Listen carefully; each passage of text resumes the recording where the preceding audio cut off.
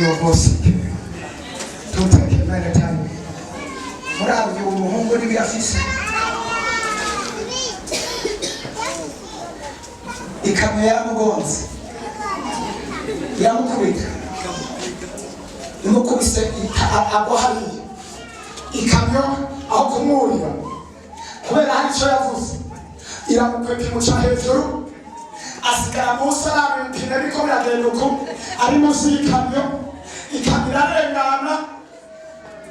yararenganye cyangwa yarahagaze yararenganye agenda usubira mu ikamyo uca urabyuka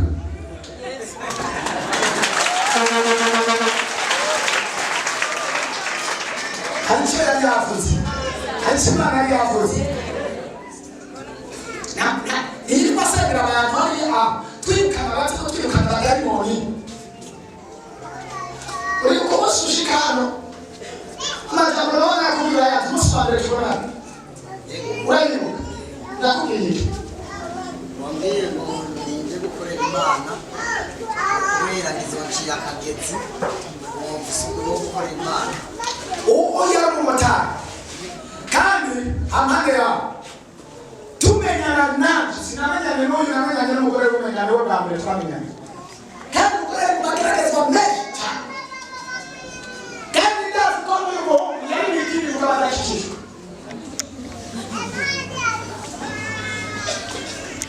nibyo sivyo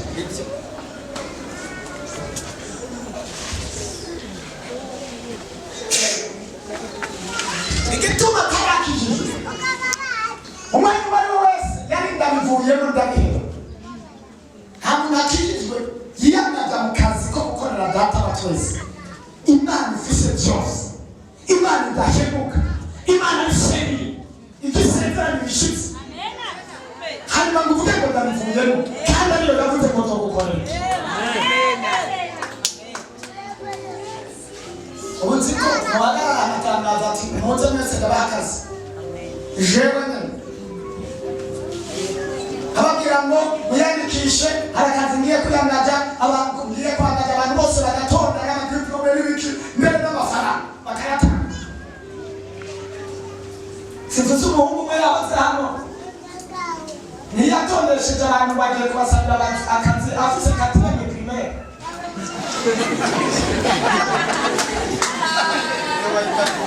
ameza imyaka ndemenga imyaka itatu aho ubona primaire yize yaga mukama amenya gusoma Bibiliya ariko igihe kimwe numvise ngo yatondesheje abantu 10 amafaranga ngo hari umuntu bamenye agiye kubasabira akazi abize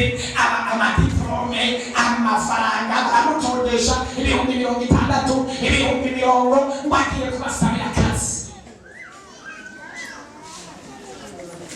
kandi umuntu atamize n'uyu wabo yize n'amashuri atandatu uyu wabo yize n'amashuri atandatu umuntu arabahenga abantu bagatanga n'amafaranga kandi abantu bakamara umwaka bababwira ngo ibi nzokubwira twaragiye kuvugana bakamuha bagaceceka kandi bakaguma barindiye kandi baratanze n'amafaranga bakishyuza ati bigenze ngo rindira mu kwezi kubuza umwaka ugahera n'ubundi ugahera n'ubundi ugahera n'ubundi ugahera n'uguhera bagahera kandi bahenzwe n'umuntu kandi bakarindira ariko ndatangara cyane Imana nyir'ijuru n'isi Imana idahindagurika tutarabona n'umuntu n'umwe yabeje ikakubwira ijambo inyuma y'umwaka umwe ngo ndabivuyemo byakoze gusohoza kandi ari Imana yakuremye abantu bakumvira ku majambo babwiwe n'abantu ariko ntibumvire ku cyo Imana yavuze Imana itubabarire cyane Imana itubabarire cyane mbega kuvuga ko Imana ni ukuri si ngombwa ko umuntu arinda guhanura ngo avugishwe ngo Imana ivuze bimwe binyibi naho ushaka ijambo ry'Imana ugasoma ijambo ry'Imana muri Bibiliya ugahagarara ku ijambo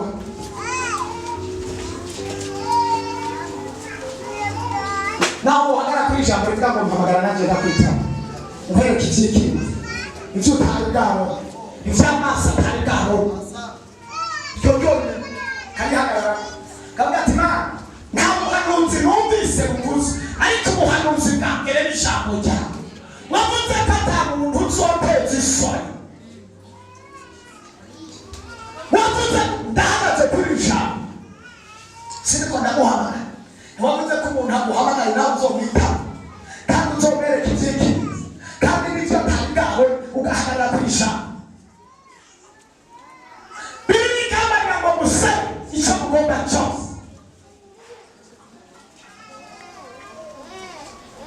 ugashaka mbana kuri ijambo si wowe wavuze ngo dusabe icyo tugomba cyose